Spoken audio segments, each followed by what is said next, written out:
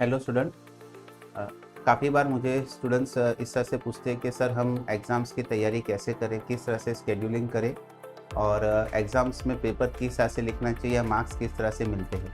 तो वही दो चीज़ मैं आप लोगों को अभी समझा रहा हूँ। जैसे अगर आप एग्ज़ाम्स में जो आपकी तैयारी करते हो तो उसमें आप ऐसे करिए, आपके चैप्टर्स को 3 पार्ट में डिवाइड कर दीजिए। एक आप ईज़ी ले लीजिए, एक आपके एवरेज और एक आपकी डिफ़िकल्टी। तो अभी जितने भी दिन बाकी है आपके एग्ज़ाम्स में आने के लिए, तो जैसे ईज़ी है वो आपको मालूम है कि उसके मार्क्स तो आपको आने ही वाले हैं। अब एवरेज और डिफ़िकल्ट, अब एवरेज में से इसका मतलब ये हुआ कि उसमें से कुछ चीज़ें आपको आती है और कुछ चीज़ें आपको उसमें डाउट्स है। तो सबसे पहले आप अपने टेक्स्ट बुक में से जो चीज़ें आपको आती है वो देख लीजिए और डाउट्स वाले निकाल लीजिए कि हाँ, ये सारे डाउट्स हैं, और उसका पहले प्रिपरेशन कंप्लीट करिए। फिर उसके बाद में आप डिफ़िकल्ट पे जाइए, और डिफ़िकल्ट के लिए भी आपको प्रैक्टिस आपके टेक्स्ट बुक में से ही करनी है। कोई न्यू बुक मत लेना, स्टार्टिंग से जो बुक्स आप पढ़ते आ रहे हो उसी बुक्स में से करना, और हमने जो आपको इम्पोर्टेंट सम्स दिए हैं वो इम्पोर्टेंट सम्स आप सॉल्व करना, और कोई भी डाउट्स है तो वो आप हमसे पूछ ही सकते हो। जितने भी आप एग्ज़ाम्स के दिन बाकी, उसके हिसाब से आप हर एक सब्जेक्ट्स के हिसाब से आप अपना डिवाइड कर सकते हो।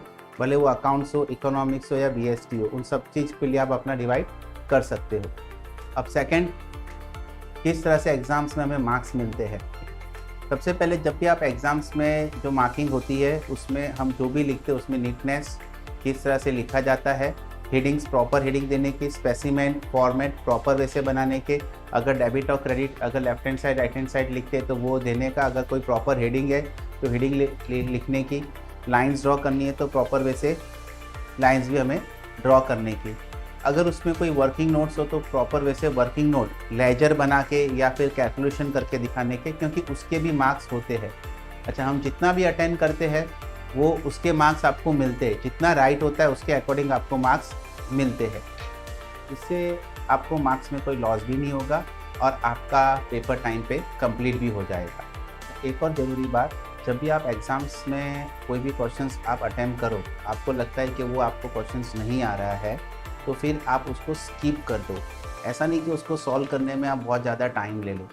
अगर वो आपको नहीं आते, लास्ट में अगर आपको टाइम बचे तो वो क्वेश्चंस आप अटेम्प्ट कर लेना। At that time, at that moment आप उसको सॉल्व करने में अपना टाइम वेस्ट मत करना। जो आता है सबसे पहले उसको आप लिखना, उसको अच्छी तरह से कंप्लीट करना स्पेसिमेन और फॉर्मेट के साथ में। अच्छा, जो आपको अच्छी तरह से आते हैं वो पेपर में आप अटेंड करिए, जो नहीं आते वो आप स्किप कर दीजिए। पेपर लिखते समय अपना दिमाग एकदम कूल रखना, आराम से each and every question proper way से पढ़ना, एक एक लाइन पढ़ना, ताकि आप लोगों को वो चीज़ समझ में आवे कि क्वेश्चन में क्या पूछा गया है। और ऑल द बेस्ट आप लोगों के एग्ज़ाम्स के लिए, और अच्छी तरह से पेपर करना।